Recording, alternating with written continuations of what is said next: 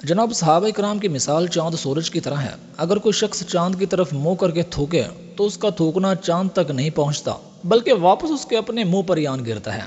और प्यारे नबी सल्लल्लाहु अलैहि वसल्लम ने फरमाया कि जो मेरे सहाबा को बुरा भला कहे तो उस पर अल्लाह की और फरिश्तों की और सारी दुनिया के इंसानों की लानत होती है। आप अंदाजा करेंगे जो हदीस मुबारका से लानती साबित हो रहे हैं वो कितने बड़े लानती होंगे। और ऐसे लानती बेशुमार हैं। जैसा कि लानती नंबर 1 की बकवास सुने। हालांकि ये बकवास करने वाला खुद किसी की नाजायज औलाद है और ये भौंकता हजरत अबू हुरैरा रज़ी अल्लाह तआला अन्हु पर है। किसी ने लिखा है कि आप तौहीन सहाबा करते हैं, जबकि रसूल पाक ने ये फरमाया है कि मेरे सहाबा का इतना मकाम है कि अगर मेरे बाद नबी होता तो हजरत उमर रज़ी अल्लाह तआला अन्हु होता। तो गल सुन खा बंदे दिया पुत्रा, ये तू रुका लिखिया किनू पता नहीं है कोई बंदा कौन है जिन्हें रुका पे दिखना। पहले तो हदीस ही ज़ईफ है, इधर रावी अबू हुरैरा है ते अबू हुरैरा नूं अपना प्यो नहीं लभदा। तुसी सहाबा नूं पै गए हो और धर धर कुत्ते हो और मालका नूं पै गए हो। सोनिया रिवायत ही ज़ईफ है, इधर रावी हो इधर कायनात विच प्यो ही नहीं लभदा। तवज्जो है और कोई ना गल लभी हुण तकरीरां इंज नहीं चलदियां। तुसी सहाबा के खिलाफ बैठ के बड़बड़ कर दो। अब जरा लानती और हरामी नंबर 2 की बकवास सुने। इंतहाई घटिया अंदाज में बकवास करते हुए कहते हैं कि सदीक अकबर बीबी फातिमा रज़ी अल्लाह तआला अन्हा का हक खा गए थे माज़अल्लाह। हालांकि सदीक वो है जो सारी जिंदगी अपना माल हजूर पर निछावर करते रहे और एक दिन तो सदीक अकबर ने अपने घर में सुई तक भी ना छोड़ी और सब कुछ लाकर प्यारे नबी के कदमों में रख दिया। उस सदीक के बारे में ये बकवास करते हैं कि वो हजूर के रुखसत होने के बाद हजूर की लखते जिगर का हक मार गए थे। लख लानत है तोड़े जमण ते। अगर कोई डाकू पुलिस की वर्दी पहनकर गाड़ियां लूटे तो वो पुलिस वाला नहीं होता, वो डाकू होता है। अगर कोई अरब का कंजर सहाबा की वर्दी पहन के बतूल का हक खाए वो कंजर होता है, सहाबी नहीं। जेड़े तेरे अगे सूर दे बच्चे बैठे ओए लानती सूरा तू वो नहीं फैसले कबूल कर है नी बेनियाज दे लानता खुदा बनाया सिर्फ तेरे वास्ते। अगला नामुराद दिखाने से पहले जनाब अगर आप चाहते हैं कि हमारी आने वाली वीडियोस आप तक पहुंचती रहें तो चैनल को सब्सक्राइब जरूर कर दें और ऑल नोटिफिकेशन पे प्रेस कर दें। जरूर बख्शा जो फातिमा से रखे मवद्दत उसे न दोज़ख जला सकेगा, जो इसके घर को जलाने आया वो कैसे जन्नत में जा सकेगा। शायद कुछ भाइयों को इस बात की समझ नहीं आई तो जनाब ये मालाउन उमर फारूक पर बहतान लगाते हैं कि माज़अल्लाह उमर ने बीबी फातिमा रज़ी अल्लाह तआला अन्हा का घर जलाया था। बीबी फातिमा को धमकी लगाई थी, जो इसके घर को जलाने आया वो कैसे जन्नत में जा सकेगा। मिसाल के तौर पर इस बात को मान लिया जाए कि उमर फारूक ने हजरत फातिमा रज़ी अल्लाह तआला अन्हा का घर जलाया था, बीबी फातिमा को धमकी दी थी, तो उस वक्त शेर खुदा मौला अली कहाँ थे। उमर फारूक घर जलाते रहे, धमकियां देते रहे और अल्लाह का शेर चुप करके देखता रहा। जरा शर्म करें, तुम्हारी ये बकवास मौला अली की बहादुरी की तौहीन करती है। मैं तेनू दसा इस वास्ते बतूल की कोई बहन नहीं। इतना बड़ा झूठ आगे लोग जाहिल हो गए सुभान अल्लाह। इस वास्ते बतूल की कोई बहन नहीं, क्या देता मुस्तफा को खुदा फातिमा के बाद। हालांकि हर मुसलमान का ये ईमान है कि नबी सल्लल्लाहु अलैहि वसल्लम की 4 बेटियां थीं, क्योंकि ये कुरान पाक की आयत से भी साबित है और हदीसों की किताबों में बेशुमार जिक्र मिलता है। लेकिन ये नामुराद नबी सल्लल्लाहु अलैहि वसल्लम की 3 बेटियों का इनकार कर रहा है। जी मुसलमान आखदे ने 4 बेटियां हैं जी मोहम्मद। चलो जी दुनिया च रहना है 4 ही मान लो, क्यों ना मान लो, ਤੁਹਾਡੀ ਮਿਹਰਬਾਨੀ 4 दे जी साढ़े बेस नहीं 1000 बना सानू सिर्फ ओ बिनते रसूल वखा जेड़ी रहमतुल लिल आलमीन वास्ते रहमत बन के आई।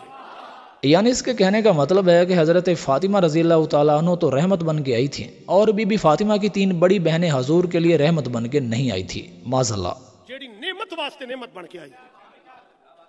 मैनू सिर्फ ओ बीबी वखा जवाना ने जन्नत दे सरदारां दी जन्नत जिस बीबी दे कदमां छोड़ी। मैं तेनू दसा इस वास्ते बतूल की कोई बहन नहीं। اب اس کی وجہ کیا ہے؟ یہ نبی صلی اللہ علیہ وسلم کی 3 بیٹیوں کا انکار کیوں کرتے ہیں؟ یہ کیوں کہتے ہیں کہ نبی صلی اللہ علیہ وسلم کی بیٹی صرف ایک فاطمہ رضی اللہ تعالی عنہ ہے؟ تو جناب اس کی وجہ یہ ہے کہ اگر ہم حضور کی 4 بیٹیاں مانیں گے تو پھر حضور کی 2 بیٹیاں حضرت عثمان کے نکاح میں ماننی پڑیں گی، پھر تو عثمان غنی کو ذو النورین بھی ماننا پڑے گا، حضور کا دوہرا داماد ماننا پڑے گا۔ اس لیے یہ نبی صلی اللہ علیہ وسلم کی 3 بیٹیوں کا انکار کرتے ہیں، کیونکہ یہ حضرت عثمان غنی رضی اللہ تعالیٰ عنہ کو نہیں مانتے۔ عثمان غنی رضی اللہ تعالیٰ عنہ کے یہ بدبخت گستاخ ہیں۔ کیوں میری محکمہ آئی؟ بہروں کی پنچایت میں قرآن سنانے آئی تھی۔ جناب ذرا ہوش کریں، یہاں یہ کم بخت معاذ اللہ صحابہ اکرام کو بہرا کہہ رہا ہے۔ اب آپ نے سمجھا میں کہاں جا کے پڑھوں؟ بہروں کی پنچایت میں قرآن سنانے آئی تھی، ان پڑھ کو پیغمبر کی تحریر دکھانے آئی تھی۔ اور تم اعتراض کرتے ہو کہ یزید نے اہل بیت کے ساتھ یہ کیا؟ شرم آنی چاہیے، تم سب سے بڑے کتے ہو، بدماش ہو، کمینے ہو، تمہارے جیسا اہل بیت کا دشمن نہ پیدا ہوا ہے نہ پیدا ہو سکتا ہے۔ بہروں کی پنچایت میں قرآن سنانے آئی تھی، ان پڑھ کو پیغمبر کی تحریر دکھانے آئی تھی۔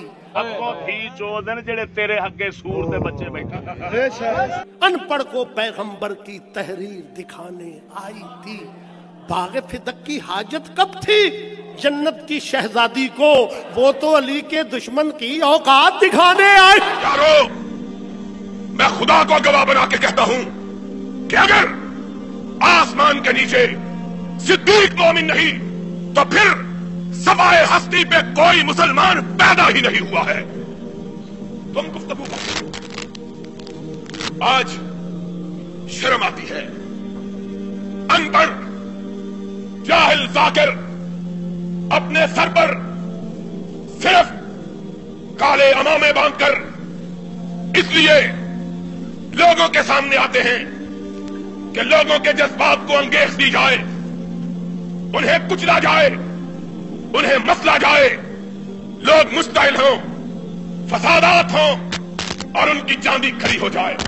کوئی دلیل سے بات کرنا چاہے آئے، ہم سے دلیل کے ساتھ بات کرے۔ صرف 4 کالے بل دے کر آدمی عالم نہیں بن جاتا۔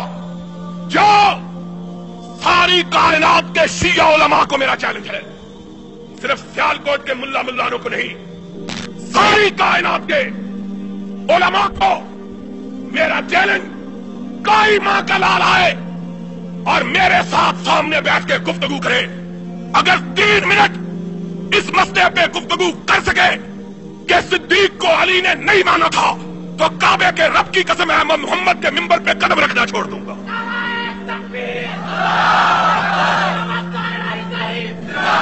اب ذرا اس رافضی نامراد کی سنیں۔ کہتا ہے کہ اللہ نے محمد صلی اللہ علیہ وسلم کو اپنا محبوب کہا، بے شک اس میں کوئی شک نہیں، اور کہتا ہے کہ ایک رات ایسی آئی کہ اللہ نے کہا کہ اب میں میرے محبوب محمد صلی اللہ علیہ وسلم کے بنا نہیں رہ سکتا۔ فوراً جبرائیل کو بھیجا کہ محمد صلی اللہ علیہ وسلم اب تیرے بغیر اللہ کا گزارا مشکل ہے، ذرا ایک رات فرش چھوڑ کر عرش پر آ جا۔ حالانکہ یہ الفاظ اللہ ذوالجلال کی شان کے خلاف ہیں۔ اور پھر کہتا ہے کہ جب نبی صلی اللہ علیہ وسلم عرش پر پہنچ گئے تو معاذ اللہ نے فیصلہ کیا کہ نہ میں چہرہ رکھتا ہوں نہ میں دل رکھتا ہوں، میرا تو وجود ہی نہیں ہے۔ تو فوراً اللہ نے علی کو کہا کہ علی جلدی عرش پر آ جا اور میری زبان بن کر میرے محبوب سے گفتگو کر۔ یہ صرف من گھڑت بکواس ہے اور انتہائی گستاخانہ بکواس ہے۔ تاثیر بتانا چاہتا ہوں، اللہ نے محمد کو محبوب کہا، حسین نے اللہ کو محبوب کہا، محبوب کہہ کر عاشق نے اپنے محبوب کو زمین پر بھیج دیا، کئی سال وہ زمین پر گزارتا رہا۔ اچانک ایک رات ایسی آئی کہ بے دل نے فیصلہ کیا کہ اب میں اپنے محبوب محمد کے بغیر نہیں رہ سکتا۔ فوراً جبرائیل کو پیغام رسا بنا کر محمد کے پاس بھیجا، محمد تیرے بغیر گزارا مشکل ہے، تیرے بغیر مجھ اللہ کا گزارا ناممکن ہے، میں اللہ چاہ رہا ہوں کہ چونکہ میں نے تجھے اپنا محبوب کہا ہے، ذرا دیدار کرانے کے لیے ایک رات فرش کو چھوڑ کر عرش پر تو آ جا۔ ایک رات آپ کیا سن رہے ہیں اور میں کیا پڑھ رہا ہوں، 1 سال فرش کو چھوڑ کر عرش پر آ کر اپنا دیدار تو کرا دے۔ میں ہوں عاشق، تو ہے محبوب، محبوب پر واجب ہے کہ جو محبت کرتا ہے وہ جب بلائے، جہاں بلائے، جیسے بلائے جانا پڑتا ہے۔ تو ہے میرا محبوب، لہذا میں اللہ چاہتا ہوں، میرا دل بے اداس ہے، میرا دل اداس ہے، آ جا، ایک رات کو آ جا، ایک رات کو آ جا، ایک رات کو آ جا۔ شاید بھائی سے لے کے آخری بندے تک توجہ کرنا، ایک رات اپنا دیدار کرانے آ جا۔ اب لعاب محمد کا اثر دیکھیے کہ محمد چلا اللہ کے پاس، اللہ نے فیصلہ کیا نہ میں دل رکھتا ہوں، نہ چہرہ رکھتا ہوں، نہ زبان رکھتا ہوں، فوراً علی کو اذن اللہ کہا، وجہ اللہ کہا، لسان اللہ کہا، اور کہا یا علی جلدی سے عرض کر، میری زبان بن کر ذرا میرے محبوب سے کلام تو کر، میری زبان بن کر ذرا میرے محبوب سے کلام کر، جملہ میں کہنے پھٹے منہ اس قوم دا جڑی شیطاناں دے پیچھے ہاتھ بن کے کھلوتی، لکھ لعنت